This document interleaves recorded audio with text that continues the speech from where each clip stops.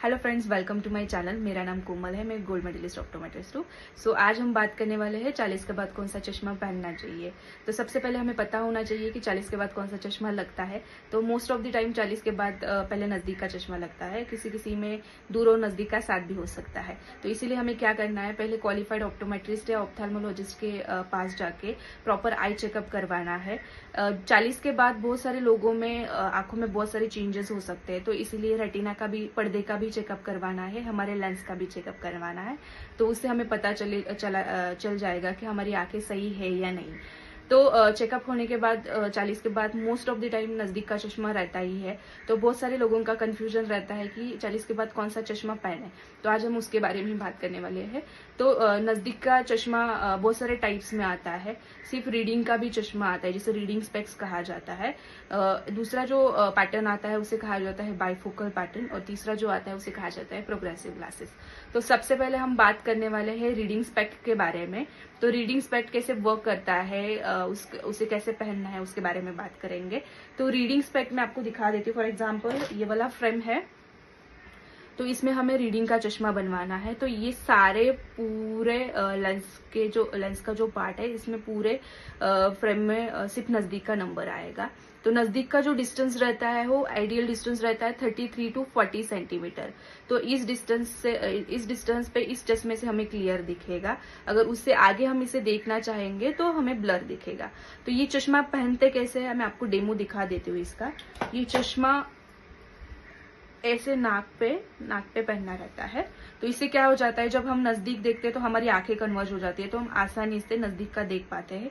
अगर नजदीक का काम करते करते अगर हमें दूर देखना है तो ये ऊपर वाला आर्टिफिशियल 0 नंबर रहता है, तो हम इससे दूर का भी देख सकते हैं। अगर ये चश्मा हम नजदीक का ऐसे लगाएंगे तो इससे हम दूर का नहीं देख पाएंगे, दूर का धुंधला दिखेगा हमें। इससे क्या हो जाएगा, आई पेन हो जाता है, आंखें दर्द करने लगती है, सर दर्द करना स्टार्ट हो जाता है। तो बहुत सारे लोग रीडिंग का चश्मा ले लेते हैं, लेकिन जब फ्रेम सिलेक्ट करते हैं तब उसमें गलती हो जाती है।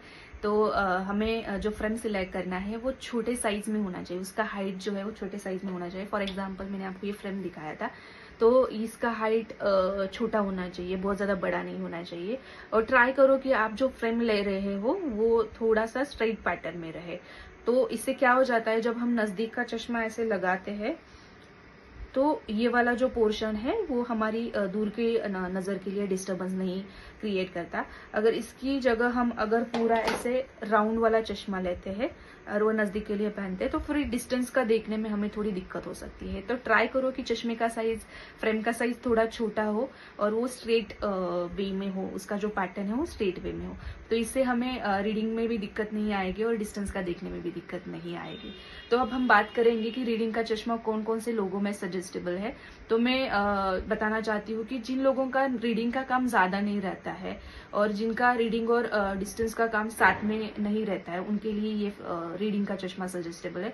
फॉर एग्जाम्पल जिनका न्यूज़पेपर पढ़ना रहता है सिर्फ, या थोड़ी देर के लिए मोबाइल देखना रहता है, या फिर किसी भी चीज का एक्सपायरी डेट देखना है, ऐसे रीडिंग करना है, बुक रीड करना है, कुछ लिखना है थोड़ी देर के लिए, तो उनके लिए रीडिंग का चश्मा सजेस्टेबल है।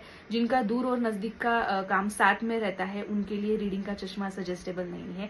तो उससे क्या हो जाता है, आंखों को फोकस करने में दिक्कत आ जाती है, आंखें टायर्ड हो जाती है जल्दी। तो उसकी वजह से आंखों में दर्द हो सकता है, हेडेक का इश्यू हो सकता है। तो इसीलिए सिर्फ जिनका काम नजदीक का बहुत ज्यादा कम रहता है उनके लिए रीडिंग का चश्मा सजेस्टेबल है।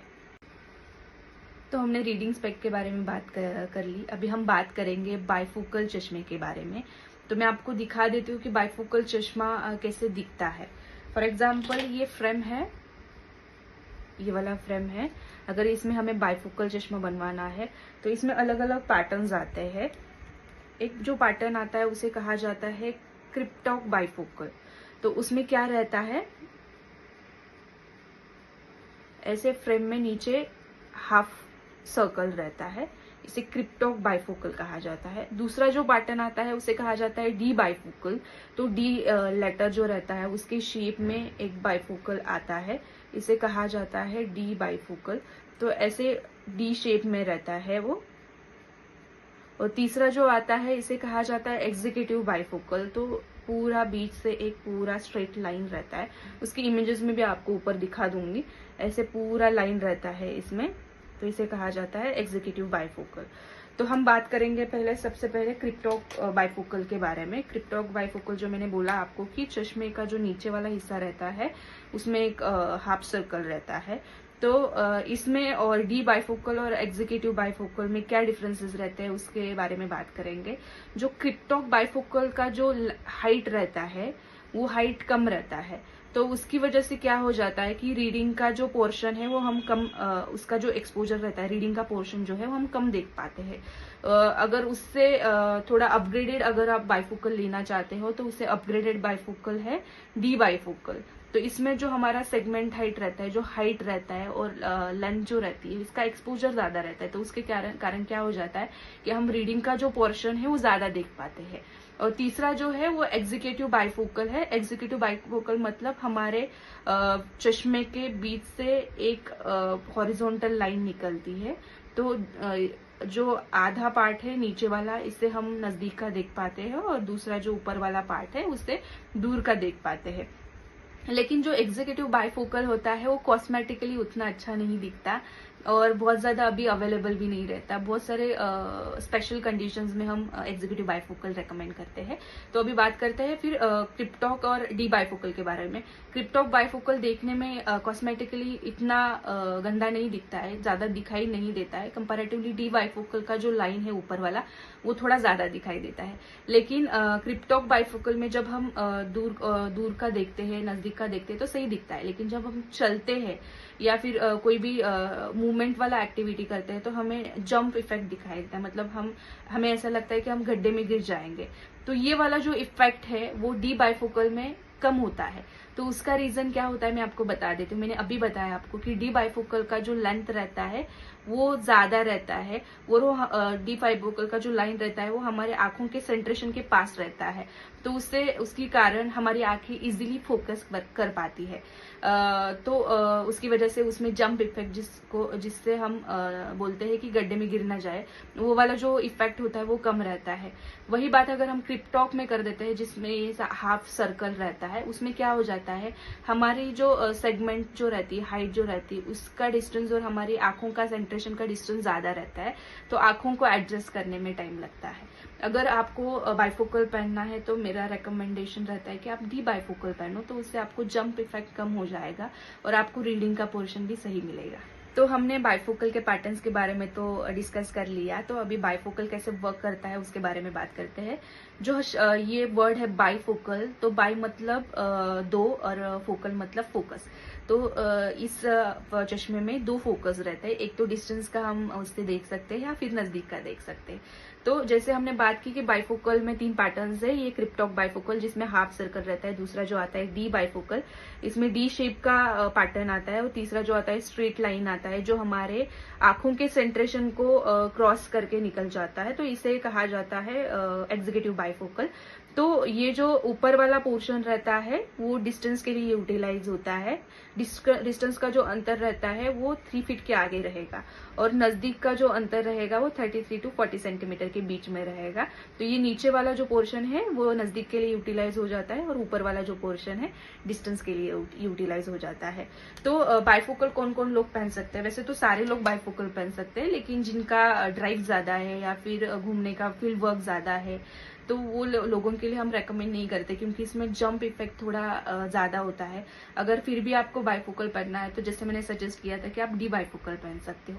अगर जिनका कॉस्मेटिक रिलेटेड वर्क है या फिर सैलून में काम करते हैं, जिनको कॉस्मेटिक कॉन्शियस ज्यादा है, तो वो लोगों के लिए बाइफोकल रिकमेंडेबल नहीं है, क्योंकि वो उतना कॉस्मेटिकली अच्छा नहीं दिखता। जिन लोगों का कंप्यूटर यूसेज ज्यादा है वो लोग बाइफोकल इजीली यूज नहीं कर पाते, क्योंकि बाइफोकल में जो रीडिंग का पोर्शन रहता है वो नीचे रहता है। तो अगर आपको कंप्यूटर यूसेज है, तो अगर आपको नजदीक का प्रॉब्लम है, तो अगर आपको कंप्यूटर पे देखना है तो ऐसे ऊपर करके पास जाके देखना पड़ेगा। तो इससे क्या हो जाता है, नेक मूवमेंट ज्यादा हो जाता है, नेक में दर्द होना स्टार्ट हो जाता है और आंखों को भी बहुत ज्यादा स्ट्रगल हो जाता है, बहुत ज्यादा टायर्डनेस आ जाता है। तो कंप्यूटर यूजर्स के लिए बाइफोकल रिकमेंडेबल नहीं है। जिनका बैठे बैठे काम है, जिनको बैठे बैठे दूर का देखना है, नजदीक का काम करना है, उनके लिए बाइफोकल रिकमेंडेबल है। हमने बायफोकल के बारे में बात कर ली। आई होप आपको बायफोकल के बारे में अभी समझ में आ गया होगा। जब आप चश्मा खरीदने जाएंगे तो आप आई होप सही सिलेक्शन करेंगे फ्रेम का और ग्लासेस का भी। तो अभी हम बात करेंगे प्रोग्रेसिव ग्लासेस के बारे में। सबसे पहले बात करेंगे प्रोग्रेसिव के अपीयरेंस के बारे में। तो प्रोग्रेसिव की जो ग्लासेस रहते हैं वो पूरे प्लेन दिखते हैं। इसमें जैसे बायफोकल में एक डिमार्केशन लाइन आता है, गोल दिखता है, डी शेप दिखता है या लाइन दिखती है, वैसे प्रोग्रेसिव में नहीं दिखता है। पूरे ग्लासेस प्लेन रहते हैं। तो ये कॉस्मेटिकली बहुत ज्यादा अपीलिंग रहता है, कॉस्मेटिकली बहुत ज्यादा अच्छा दिखता है। किसी को भी समझ में नहीं आता कि आप दूर और नजदीक का चश्मा साथ में पहनते हैं। तो बात करेंगे कि प्रोग्रेसिव ग्लासेस होते कैसे, उसमें कौन कौन से डिस्टेंस कवर किए जाते हैं। तो प्रोग्रेसिव ग्लासेस में 3 डिस्टेंस और 3 जोन रहते हैं। तो जो सबसे ऊपर वाला जो जोन रहता है वो डिस्टेंस के लिए रहता है, जिससे हम दूर का देख पाते हैं। नीचे वाला जो जोन रहता है वो नजदीक के लिए रहता है, और तीसरा जो जोन रहता है वो इंटरमीडिएट जोन रहता है। तो डिस्टेंस का जो अंतर है वो मैंने आपको बता दिया था कि 3 फीट के जो आगे रहेगा वो डिस्टेंस का अंतर रहेगा। नजदीक के लिए जैसे बताया था 33 to 40 सेंटीमीटर का जो डिस्टेंस रहेगा वो नजदीक के लिए रहता है। तो फिर हम बात करते हैं इंटरमीडिएट डिस्टेंस के बारे में। तो इंटरमीडिएट डिस्टेंस जो है वो 40 सेंटीमीटर के बाद का जो डिस्टेंस रहता है वो इंटरमीडिएट में काउंट होता है, और 3 फीट के जो पहले वाला डिस्टेंस रहता है वो इंटरमीडिएट में काउंट होता है।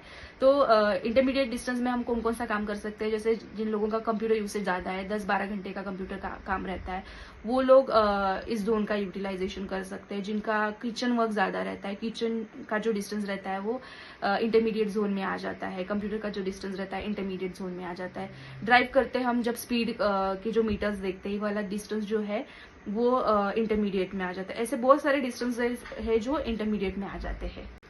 तो जैसे हमने देखा था कि बाइफोकल में जो गड्ढे में गिरने का जो प्रॉब्लम है, इफेक्ट है, वो आ जाता है, जिसे इमेज जम कहते हैं, वो वाला इफेक्ट प्रोग्रेसिव ग्लासेस में नहीं आता। तो अभी हम बात करेंगे कि प्रोग्रेसिव ग्लासेस कौन कौन पहन सकता है। तो प्रोग्रेसिव ग्लासेस सभी लोग पहन सकते हैं, सारे लोगों के लिए सूटेबल है। इससे एक फायदा है कि आप हमेशा चश्मा लगाओगे, चश्मा निकालने की जरूरत नहीं, आप सारे एक्टिविटीज में चश्मा लगाओगे। फॉर एग्जाम्पल अगर आप प्रेजेंटेशन भी कर रहे हो, आप दूर का भी अच्छे से देख पाओगे, इंटरमीडिएट का भी सही से देख पाओगे। मतलब अगर आप खड़े हो और आपको कंप्यूटर देखना है या लैपटॉप देखना है, वो भी आप सही से देख पाओगे। अगर कुछ लिखना है नोटबुक में या मोबाइल देखना है, वो भी सही से देख पाओगे। तो ऐसे जिनका मल्टी एक्टिविटी रहता है उनके लिए प्रोग्रेसिव ग्लासेस बहुत ज्यादा रेकमेंडेबल है। जिनका कंप्यूटर यूसेज ज्यादा रहता है उनके लिए प्रोग्रेसिव ग्लासेस बहुत ज्यादा यूजफुल है। तो उससे क्या हो जाता है कि नेक का मूवमेंट कम हो जाता है, तो उससे नेक का प्रॉब्लम नहीं होता, बैक का प्रॉब्लम नहीं होता हमें।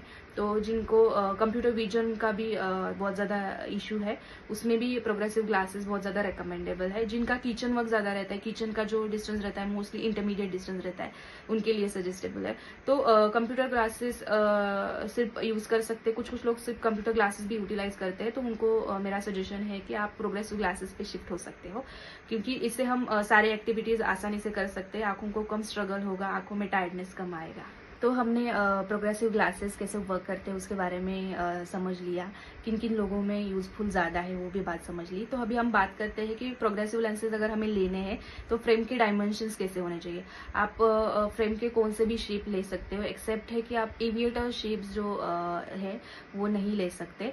तो मैं आपको इसका इमेज भी दिखा देती हूँ कि एविएटर शेप कैसे रहता है। तो एविएटर शेप में जो ये वाला जो पोर्शन रहता है, रीडिंग का पोर्शन, वो कम रहता है, तो उसकी वजह से हमें रीडिंग में दिक्कत आ सकती है। तो एविएटर शेप्स मोस्टली अवॉइड कर लीजिए। बाकी आप सारे शेप्स में प्रोग्रेसिव ग्लासेस बनवा सकते हो। कम से कम हमें प्रोग्रेसिव अगर ग्लासेस बनवाने हैं तो फ्रेम का हाइट 30 mm होना जरूरी है। बहुत ज्यादा बड़ा भी शेप नहीं होना चाहिए, बहुत ज्यादा छोटा भी नहीं होना चाहिए। बहुत ज्यादा अगर बड़ा शेप लेते हैं तो उससे हमें रीडिंग में दिक्कत हो जाती है, हमें थोड़ा सा नेक मूवमेंट करके ऐसे देखना पड़ता है, तो इससे भी बैकअप प्रॉब्लम हो सकता है। तो इसीलिए फ्रेम का साइज कम से कम 30 mm उसका हाइट होना चाहिए, और एविएटर शेप नहीं होना चाहिए। आई होप इसके बाद अगर आप चश्मा खरीदने जाओगे तो आपको फ्रेम्स के बारे में भी बिल्कुल कंफ्यूजन नहीं होगा, और ग्लासेस कौन से लेने उसके बारे में भी कंफ्यूजन नहीं होगा। तो अगर आपको ये मेरा वीडियो अच्छा लगा होगा तो मेरे चैनल को जरूर सब्सक्राइब कीजिए, अपने फ्रेंड्स और फैमिली के साथ ये वीडियो जरूर शेयर कीजिए। Thank you so much for watching.